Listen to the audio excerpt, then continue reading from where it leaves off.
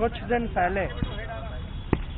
पहले राहुल गांधी जी ने कहा कि नरेंद्र मोदी ने दो तरह के सैनिक बनाए हैं।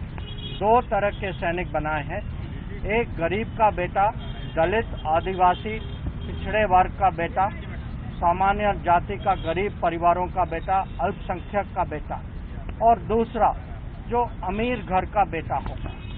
ये झूठ है।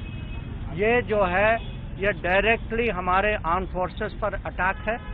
ये विवाद का विषय बनाना चाहते हैं, बीच में उनका मोराल जो है उसको कम करना चाहते हैं, और ये चुनाव का विषय नहीं है, ये राष्ट्र सुरक्षा का विषय। ये अगर चुनाव के दौरान आर्मी पे अटैक होती है, वही आर्मी जो आज हमारी सीमा पे डिप्लॉय हो चुकी है, जो चाइनीज फोर्सेस के खिलाफ देश की सुरक्षा के लिए अपना पूरा बल लगा रही है, वहाँ जो आतंकवाद के खिलाफ पाकिस्तान बॉर्डर पे खड़ी है, अगर आप उस समय उनको ऐसे अटैक करते हैं, बिना कारण के अटैक करते हैं, झूठ फैला के अटैक करते हैं और ऐसी चीज़ें कहते हैं कि अगर इन लोगों का ये शहीद भी हो जाए तो भारत सरकार इनके लिए कुछ नहीं करेगी, तो ये हम बहुत इसको सीरियसली मानते हैं और हमारा अर्ज है इलेक्शन कमीशन को कि इसके बारे में बहुत स्ट्रिक्ट एक्शन ले।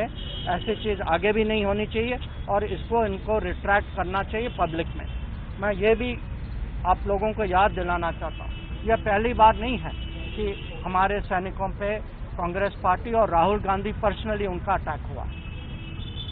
कुछ साल पहले जब हमारे सैनिकों ने अरुणाचल प्रदेश में चाइना का उनके फौज का आगे आने का उन्होंने पुशबैक किया, वहाँ उस समय राहुल गांधी ने कहा, पार्लियामेंट में कहा कि हमारे सैनिकों की पिटाई हुई है वहाँ, और ये अपमान हम देखते रहे हैं। जब पालाकोट सर्जिकल स्ट्राइक हुआ तो उस पर प्रश्न चिन्ह उठाए गए, जब हम लोगों ने उरी में सक्सेसफुल एक्शन लिया उस पर भी लोगों ने प्रश्न उठाया, जनरल रावत के खिलाफ बहुत सारी चीज़ें कही जाती थी। तो ये जो आर्म फोर्सेस के खिलाफ जो अटैक्स हो रही हैं, ये देश के लिए बहुत खतरनाक है।